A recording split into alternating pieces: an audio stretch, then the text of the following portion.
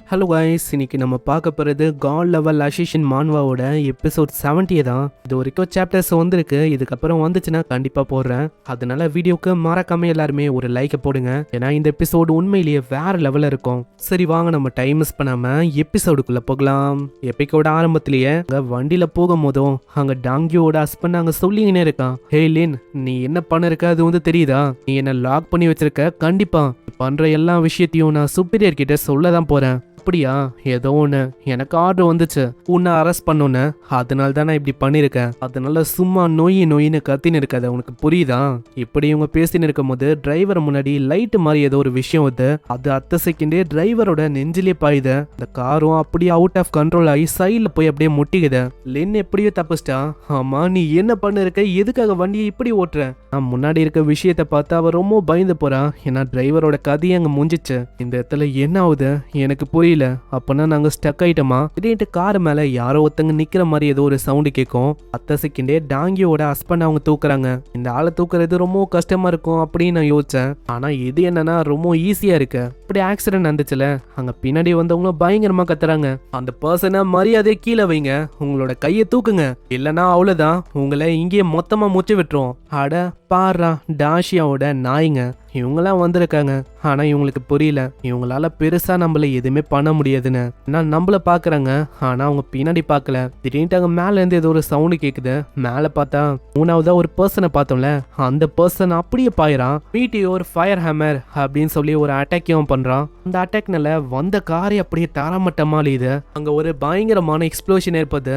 மத்தவங்களும் ரொம்ப ஷாக் ஆகுறாங்க. நான் சுத்தமா யோசிக்கல, அவன் பவர்ஃபுல்னு தெரியும், ஆனா அதுக்குன்னு அவனோட பவர் இந்த அளவுக்கு பங்கமா இருக்கு. அங்க வரும்போதே அவன் கத்தி சொல்றான், இது எனக்கு ரொம்ப பிடிச்சிருக்கு. அது போக என்னோட பவரும் பயங்கரமா இப்போ என்ன செய்யப்பட்டிருக்கு. அதனால தான் என்னோட பவர்ஸ் இந்த அளவுக்கு பூஸ்டடா இருக்கு.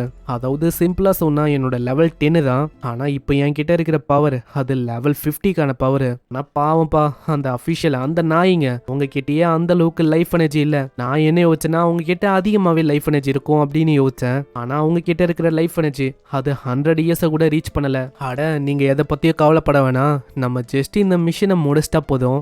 நம்மளுக்கு 100 என்ன 100 1000க்கும் மேல லைஃப் எனர்ஜி பேமெண்டா கிடைக்கும். ஆமா, நீ சொல்றது நல்ல விஷயம் தான். அதுக்காக நம்ம இந்த மிஷினை முடிக்கலாம். இடத்துல போகும்போது திடீர்னு அந்த பொண்ணுக்கு ஏதோ ஒரு விஷயம் சென்ஸ் ஆகுது. இருங்க, ஏதோ ஒரு விஷயம் சரியில்லை. ஒரு எலி இன்னமும் உயிரோட இருக்கு போலியே. அவ சொல்றது வேற யாரும் இல்ல, நம்ம லின்னு தான். லின்னு அங்க கார்ல எட்டி பார்க்கறத அவன் நல்லாவே பார்த்துட்டா. செகண்டே அவகிட்டயும் ஏதோ ஒரு பவர் இருக்கு. அதுவும் அதே மாதிரி சிமிலரா காடுக்கான பவர் தான். அதை அவ ஏவி வரா. இது பட்டோனே ஒரு பயங்கரமான எக்ஸ்ப்ளோஷன் ஏற்படுது. இப்போ நம்ம போகலாம். ஏன்னா டாஷியாவோட நாய்ங்க எல்லாமே இறந்து போயிடுச்சு.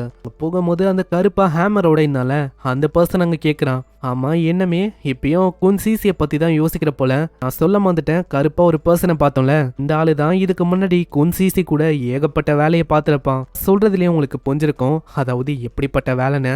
என்னமே குன்சிசியை பத்தி யோசிச்சு ரொம்ப ஜெலஸா ஃபீல் ஆகுதோ?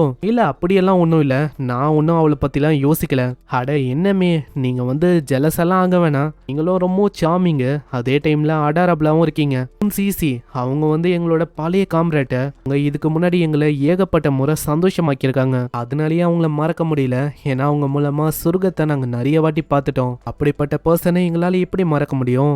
அதே மாதிரி அவங்க இறந்து போனாலும் கண்டிப்பா அவங்களுக்கான ரிவெஞ்சை நம்ம கொடுக்க தான் போறோம். அவங்களோட கேங்கும் அங்க போயிட்டு அப்புறம் நம்மளுக்கு காட்டுறாங்க நம்ம லின்னு அவங்க ஒன்னும் சாகலைங்க. அவங்களோட ட்ரெஸ் எல்லாம் கருகி போயிடுச்சு போல, ஒண்ணுமே போடாம சைல இருக்காங்க. அப்போனா இந்த ஆளுங்க இவங்க குன்சிசியோட பழைய கில்டு ஆலிஸ், அந்த கில்டுல இருந்து வந்த ஆளுங்களா? இங்க யோசிக்கலாம். இந்த லின் இந்த பொண்ணு எப்படி தப்பிச்சா அப்படின்னு யோசிச்சா, இவகிட்ட ஒரு ஹிடனான கிளாஸ் இருக்கு, ஹியூமன் ஹண்டர். இந்த கிளாஸுக்கு 2 ஸ்பெஷாலிட்டி இருக்கு. இப்ப யாராச்சும் உங்களை கொல்ல வந்தா கில்லிங் இன்ஸ்டன்ட் மூலமா இவங்களுக்கு தெரிய வரும். அதே மாதிரி ஏதாச்சும் ஒரு தாக்குதல்ல இவங்க இறக்க போறாங்கன்னா அந்த தாக்குதலை ஒரு வாட்டி இவங்களால அவாய்ட் பண்ண முடியும். அதுக்கான கூல் டவுன் அது 100 hours தான். ஸோ இப்போ உங்களுக்கு தெளிவாக புரிஞ்சிருக்கும் அப்படின்னு நினைக்கிறேன். கில்லிங் இன்ஸ்டன்ட் எப்போ அந்த மீ அட்டாக் பண்ணா அது தெரிய வந்துச்சு. அந்த அட்டாக் படலான்னு வரும்போது அந்த செகண்ட் ஸ்கில் அவ இறக்கதுலேருந்து ஒரு முறை தப்பிச்சிட்டான். அங்கே இப்படி தான் இருக்கு, அவங்களும் எப்படியாச்சும் இதை ரிப்போர்ட் பண்ணும் அப்படின்னு யோசிக்கிறாங்க. சீன்ல நம்ம ஹீரோ காட்டுறாங்க. நம்ம ஹீரோ கோஸ்ட் பொண்ணு இவங்க டிவைன் அத்தாரிட்டியை ஆப்டைன் பண்ணுன்னு சொல்லி ஒரு டவர் கிட்ட வராங்க. இந்த டவர்ல ஒரு என்பிசி இருக்கு, அதுதான் இங்க காட் பண்ண இருக்கு. அதை நீ தோக்கடிச்சிட்டா என்னால அந்த டிவைன் புக்கை அடைய முடியும். இப்போ காட் பண்ண அங்க இருக்க அந்த என்பிசிக்கு வேற ஒரு பேரும் இருக்கு, மாம்.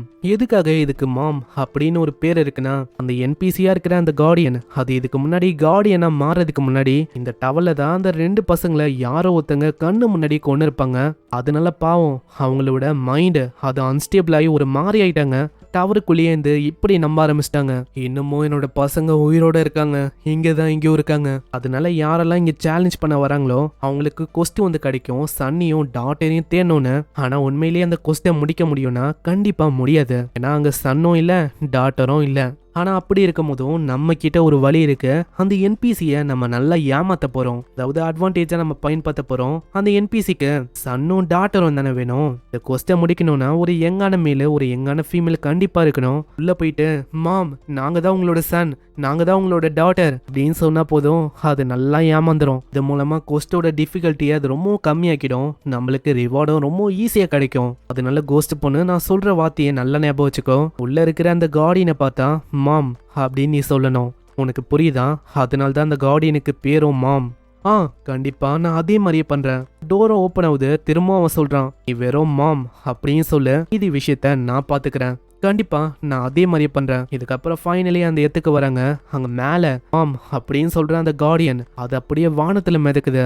அட பசங்களா, நீங்களா இது? நீங்க ஃபைனலி என்னை தேடி வந்துட்டீங்களா? பசங்களா நீங்க இங்க வந்திருக்கீங்கன்னா கண்டிப்பா அந்த புக்கை அடையணும் அப்படின்னு தானே வந்திருக்கீங்க.